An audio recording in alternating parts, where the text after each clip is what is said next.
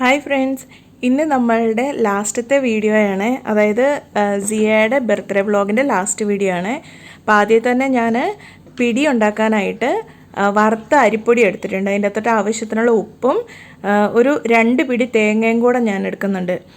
എന്നിട്ട് ഇതിൻ്റെ അകത്തോട്ട് കുറച്ച് ഒരു 1-2 സ്പൂണോളം ജീരകം, അത് ഓരോരുത്തരുടെ ടേസ്റ്റിനനുസരിച്ച് ഇട്ടാൽ മതി, ജീരകവും കൂടെ ചേർത്തിട്ട് ഇതെല്ലാം അരിപ്പൊടിയിലേക്ക് നന്നായിട്ട് തിരുമ്മി പിടിപ്പിക്കണം. എന്നിട്ട് തിരുമ്മി പിടിപ്പിച്ച് അതിൻ്റെ അകത്തോട്ട് ചൂടുവെള്ളം ഒഴിച്ചിട്ടാണ് നമ്മളിതൊന്ന് കുഴച്ചെടുക്കുന്നത്. ചൂടുവെള്ളം ഒഴിച്ച് നന്നായിട്ട് അതായത് ഇത് നന്നായിട്ട് ഉരുട്ടിയെടുക്കാൻ പറ്റുന്ന പരുവത്തിന് നമ്മളിത് കുഴച്ചെടുക്കണം. എന്നിട്ട് ഇതുപോലെ ചെറിയ ചെറിയ ഉരുളകളാക്കിയെടുക്കുക.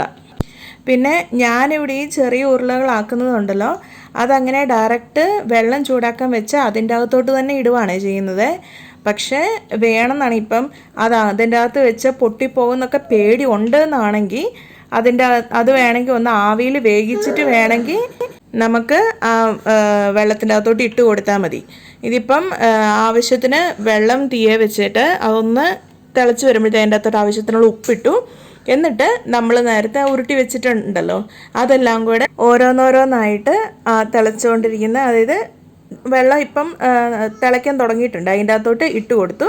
എന്നിട്ട് അതിൻ്റെ അകത്ത് കിടന്ന് അതൊന്ന് വെന്ത് വരണം. അതൊന്ന് വെന്ത് വന്നു കഴിഞ്ഞാൽ, അതായത് ഇപ്പം ആവശ്യത്തിനത് വെന്തിട്ടുണ്ട്. എന്നിട്ട് ഇതിൻ്റെ അകത്തേക്ക് ഞാൻ ചേർക്കുന്നത് തേങ്ങാപ്പാലാണ്. തേങ്ങാപ്പാൽ 1-ാം പാലും 2-ാം പാലും കൂടെ ഒന്നിച്ചെടുത്തിട്ട് ആ പാലാണ് ഞാൻ ഇതിൻ്റെ അകത്തോട്ട് ഒഴിച്ചു കൊടുക്കുന്നത്. പിന്നെ അടുത്തത് ചെയ്യുന്നത് ബിരിയാണിയാണ്. അത് എങ്ങനെയാണെന്ന് വെച്ചാൽ, അത് നമ്മുടെ തമിഴ്നാട് സ്റ്റൈലിലുള്ള, അതായത് മിക്സ് ആയിട്ടുള്ള ബിരിയാണി ഇല്ലേ, അതാ. അതിന് വേണ്ടി നെയ്യും കുറച്ച് എണ്ണയും കൂടി ചൂടാക്കി അതിൻ്റെ അകത്തോട്ട് പട്ട, ഗ്രാമ്പു, ഏലക്ക, ബേ ലീഫ് ഇതെല്ലാം കൂടിയിട്ട് നന്നായിട്ടൊന്ന് വഴറ്റി കൊടുക്കുക.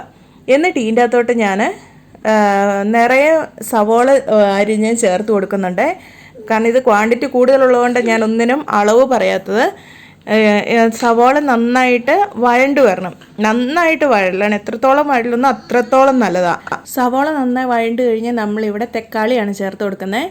എത്രത്തോളം സവോള, ഇപ്പം ഒരു 4-5 സവോള എടുത്തു എന്നാണെങ്കിൽ ഒരു 2-2.5 തക്കാളി എടുക്കുക. അങ്ങനെ ആ കണക്കിൽ തക്കാളിയും സവോള എടുക്കുക. എന്നിട്ട് അതിൻ്റെ അകത്തോട്ട് മുഴുവനായിട്ട് പച്ചമുളക് ഇടുന്നുണ്ട്. അത് എരിവിനല്ല, ജസ്റ്റ് ടേസ്റ്റിന് വേണ്ടിയിട്ടാണ്. എന്നിട്ട് നിറയെ തന്നെ ഇഞ്ചി വെളുത്തുള്ളി അത്യാവശ്യം കൂടുതൽ കിടക്കുന്നതാണ് ഈ ബിരിയാണിക്ക് കൂടുതൽ ടേസ്റ്റ് വരുന്നത്. അതുകൊണ്ട് ഇഞ്ചി വെളുത്തുള്ളിയും ചേർത്ത് എല്ലാം കൂടെ നന്നായിട്ട് മിക്സ് ചെയ്ത് നല്ലൊരു കുഴഞ്ഞ പരുവത്തിൽ ഇത് നന്നായിട്ട് മിക്സായി വരണം. ഇപ്പം ഇത് കാണുന്നില്ലേ, ആ രീതിയിൽ വരണം. എന്നിട്ട് ഇതിൻ്റെ അകത്തോട്ട് 1 കപ്പ് പുതിനയിലയാണ് ഇടുന്നത്. പുതിനയിലയും കൂടി ഇട്ട് നന്നായിട്ട് മിക്സാക്കി എടുക്കുക. അത് അടച്ച് വെച്ച് തന്നെ ആക്കുക. അപ്പം പിന്നെ അത് നന്നായിട്ട് മിക്സായി വരും, പെട്ടെന്ന് മിക്സായി വരും. എന്നിട്ടാണ് ഇതിൻ്റെ അകത്തോട്ട് നമ്മൾ കഴുകി വെച്ചിരിക്കുന്ന ചിക്കന് ഈ സമയത്ത് ഇട്ട് കൊടുത്തിട്ട് ഈ മസാലയ്ക്കകത്തെല്ലാം കൂടെ ചിക്കൻ ഒന്ന് നന്നായിട്ട് മിക്സ് ആവണം. അതുവരെ ഒന്ന് ഇളക്കി കൊടുത്ത് ഒന്ന് വഴറ്റിയെടുക്കുക. അതിനുശേഷം ഇതിൻ്റെ അകത്തോട്ട് പൊടികൾ ഇട്ട് കൊടുക്കുക. പൊടികളായിട്ട് ഞാനിവിടെ മുളക് പൊടി ഇടുന്നുണ്ട്. അതിൻ്റെ ഒപ്പം തന്നെ ഒരു തുള്ളി മഞ്ഞൾപ്പൊടിയും കൂടെ ചേർക്കുന്നുണ്ട്. പിന്നെ ഇതിൻ്റെ അകത്ത് ചേർക്കുന്ന മുളക് പൊടിയുടെ ഒക്കെ ആ ഒരു അളവെന്ന് പറയുന്നത് നമ്മളുടെയൊക്കെ എരിവിനനുസരിച്ച് വേണം ചേർക്കാൻ വേണ്ടിയിട്ട്. എന്നിട്ട് പിന്നെ ഇതിൻ്റെ അകത്തോട്ട് ഗരം മസാല അല്ലെങ്കിൽ ചിക്കൻ മസാല ചേർത്താൽ മതി. ഞാനിവിടെ പെട്ടെന്ന് എളുപ്പത്തിന് വേണ്ടി ചിക്കൻ മസാലയാണ് ചേർത്തിട്ടുള്ളത്. ചിക്കൻ മസാലയും കൂടെ ചേർത്തു.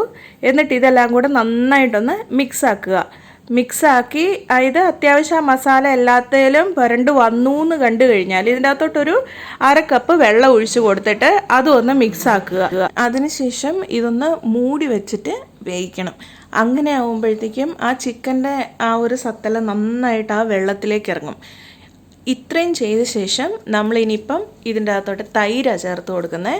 തൈര് ചേർത്ത് കൊടുത്ത് നന്നായിട്ട് മിക്സ് ചെയ്ത് കഴിഞ്ഞ് ഇതിൻ്റെ അകത്തേക്ക് നമ്മൾ എടുത്തു വെച്ചിരിക്കുന്ന അരി ഉണ്ടല്ലോ, ബസ്മതി റൈസാണ്. ഇത് വെള്ളത്തിലൊന്നും കുതിരാൻ വെക്കണ്ട, അങ്ങനെ തന്നെ ഡയറക്റ്റ് കഴുകിയിട്ട് ഇട്ടാൽ മതി. എന്നിട്ട് നന്നായിട്ട് ഇളക്കി കൊടുക്കുക. ഇപ്പം വെള്ളത്തിൽ കുതിർക്കാൻ ഇടുകയാണെങ്കിൽ ഇപ്പം ഈ നമ്മൾ ഇളക്കിൻ്റെ കൂട്ടത്തിൽ അരി പൊട്ടിപ്പോവും. അതുകൊണ്ടാണ് വെള്ളത്തിൽ അത് കുതിരാൻ ഇടണ്ടെന്ന് പറഞ്ഞത് കേട്ടോ.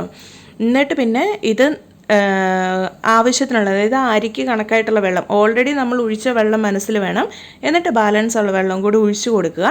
എന്നിട്ട് കുറച്ച് നാരങ്ങ നീര്, പിന്നെ ഈ സമയത്താണ് നമ്മൾ മല്ലിച്ചപ്പ് ചേർക്കുന്നത്. പിന്നെ അതിൻ്റെ കൂട്ടത്തിൽ ഉപ്പും എല്ലാം കൂടെ ചേർത്ത് റെഡിയാക്കിയാൽ നമ്മുടെ ബിരിയാണി റെഡി. അപ്പോൾ ഇതൊക്കെയായിരുന്നു നമ്മളുടെ ബർത്ത്ഡേയുടെ ഫുഡ് ഐറ്റംസ്. അതായത് കട്ട്ലറ്റ് ഉണ്ടായിരുന്നു, പിന്നെ ഇത് കപ്സയായിരുന്നേ. കപ്സയും മട്ടൻ കറിയും അവിടെ അപ്പാർട്ട്മെൻറ്റ്സിൽ അവിടെ നിന്ന് തന്നെ ഷെഫ് ഉണ്ടാക്കി. ബാക്കി നമ്മളുണ്ടാക്കിയത് ഇത് പിടി കോഴിക്കറിയുണ്ട്. പിന്നെ അതിൻ്റെ അടുത്ത് നമ്മളിപ്പം റെഡിയാക്കി ബിരിയാണി ഇല്ലേ, ഇതാ ബിരിയാണിയായിരുന്നു. പിന്നെ അതിൻ്റെ സൈഡ് ഡിഷായിട്ട് ഞാൻ സാലഡും അതായത് ചള്ളാസും നമ്മുടെ പുതിന ചട്നി ഇല്ലേ അതും ചെയ്തിട്ടുണ്ടായിരുന്നു.